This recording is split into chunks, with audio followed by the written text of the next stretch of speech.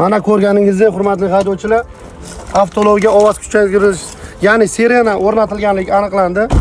Old pesh oynasini haydovchi o'z boshimchalik bilan qoraytirganligi, tonik moslamasida o'lchanganda avtoulov yorug'lik o'tkazuvchanlik 49% tashkil qilinganligi, hamda old bamferiga miltillovchi chiroqlar, ya'ni migalka o'rnatilganligi aniqlanganligi uchun haydovchimizga mana o'rnatilgan tartibda bayonnoma rasmiylashtirib, avtoulov jarima maydoniga qo'yildi.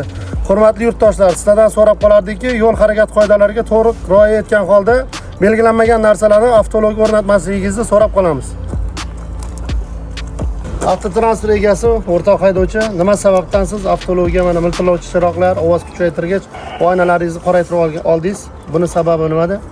Shu kechadan oldin safardan kelsam, shu uydagilar qo'yib qo'yibdi. Sizni xabaringiz yo'q. Yo'q, avtoulovga boshqarib o'tirishdan oldin qaramaysizmi? Nima bor, nima yo'q? Yo'q, endi safardan keldim, ahamiyat bermadim. Sizdan boshqa kim boshqaradi avtoulov?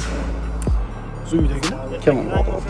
Uyingizdagi ota-onangiz, ukangiz, akangiz, Uka bor. ukangiz. U ham haydovchilik guvohnomasiga egami? O'zi tengdoshlaringizga mana shunaqa qiziquvchan haydovchilarga nima maslahat bergan bo'lardingiz? Bilmayman, nimaligini ham. To'g'rimi? Mana oxir oqibat nimaga olib keldi mana jarima maydoniga qo'yildi. Qonun ustuvor jazo muqarrarligini bildingizmi? Bunaqa.